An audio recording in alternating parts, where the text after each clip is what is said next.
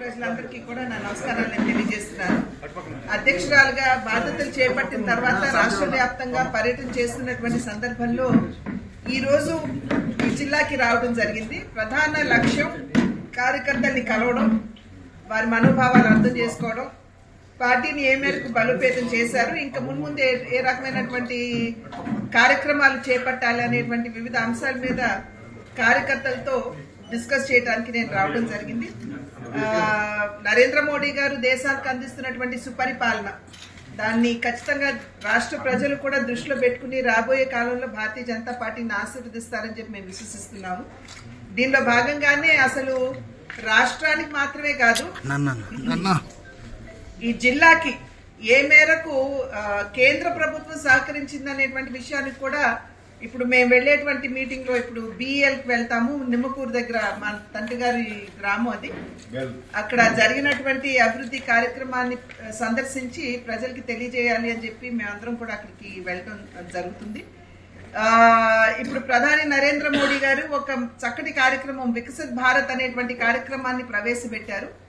నిన్న మొన్నటి వరకు ఏ కార్యక్రమం జరిగినా కూడా అసలు కేంద్ర ప్రభుత్వం ఏ రకంగా కూడా సహకరించట్లేదు, కేవలం రాష్ట్ర ప్రభుత్వ సహకారంతో ఇక్కడ కార్యక్రమాలు జరుగుతున్నాయి అనేటువంటి అపవాదు ఏదైతే మా మీద ఉన్నదో, ఇది ఒక మంచి అవకాశం అది తొలగించుకోవడానికి. ఎందుకంటే వికసిత్ భారత్ బళ్ల ద్వారా అసలు రాష్ట్రానికి ఏ మేరకు ఎటువంటి కార్యక్రమాలు ఈ రాష్ట్ర ప్రజలకి కేంద్ర ప్రభుత్వం అందిస్తుంది అని చెప్పడానికి మాకు ఇది ఒక సదవకాశంగా నేను భావిస్తున్నాను. ప్రజలు కూడా అర్థం చేసుకుంటున్నారు.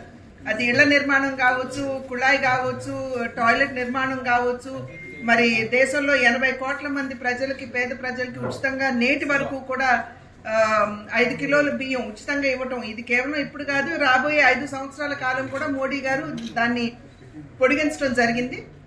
ఇవన్నీ కూడా ప్రజలకి తెలియజేస్తున్నటువంటి సందర్భంలో ఒకంత విస్మయానికి వారు గురవుతున్నారు. నిజంగానే ఇంత కేంద్ర ప్రభుత్వం మాకు చేస్తుంది అని మాకు తెలియదు అనేటువంటి భావన మాకైతే వినిపిస్తుంది. మా కార్యకర్తలందరూ కూడా మాకు తెలియజేసేటువంటి విషయం. అదేవిధంగా వెనకబడినటువంటి తరగతుల్లో బీసీ కులాల్లో ఉన్నటువంటి వారు, అదేవిధంగా కొంత మైనారిటీలో కూడా ఉంటారు. హస్తకళా వృత్తుల్ని ఆధారం చేసుకుని జీవించేటువంటి వారు, నిజంగా వారు ఆత్మగౌరవంతో జీవిస్తారు.